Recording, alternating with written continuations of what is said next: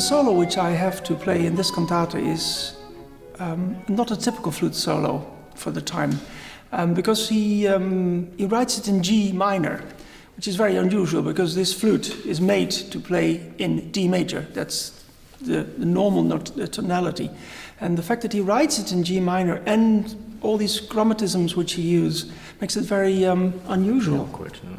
And then later he wrote the same solo, but then for violin, transposing it down a fourth to D minor, which makes sense because he has a G string, so the violin can play lower than I can, because my lowest note on the flute is a D, whereas Shunske's lowest note on the violin is a G. When I have to play this aria, I think it has all to do with fear and despair. Schrecke dich, du allzu sichere Seele. I mean, the flute player being used to playing in D major all of a sudden has to fight his way through G minor. That in itself is well chosen, it's very well chosen.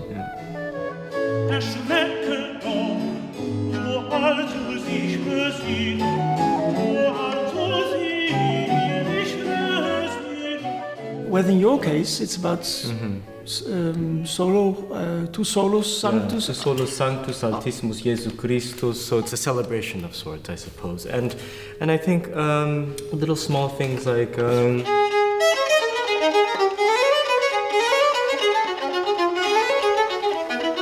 Whereas where in your place it's more, you don't have this. Exactly. There's so it's no less runs. elaborate. Yeah, it's less elaborate. So maybe that has a little bit something to do with also the character of the instrument too. You know, this maybe it's illustrating something about the soul, which is lighter and airier, whereas with this it's kind of earthier. Not with the violin, maybe these colors are exploited in different ways too.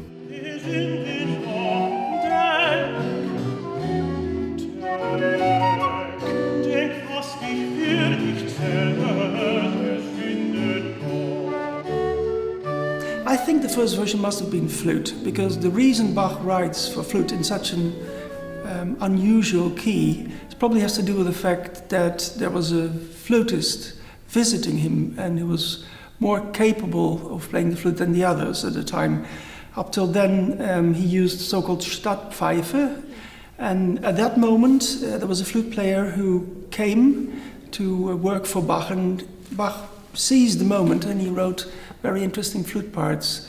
This is very chromatic for, especially for the time. I mean, I've never come across a solo in any of the Bach cantatas, which is this chromatic and this. No, it's very, very difficult to sight read. You can hardly sight read it. Yeah. I think the first time I looked at it, I thought, this might have been Carl Philipp.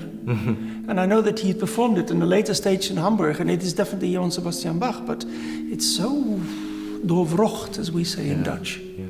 I can't find the actual word for it. I don't know. But actually, I wonder if that was also a way for Bach to scare the flute player a little bit too, you know, to put him on his toes and really to. I mean he's very good at doing that. Well achieved. Yeah. Yes.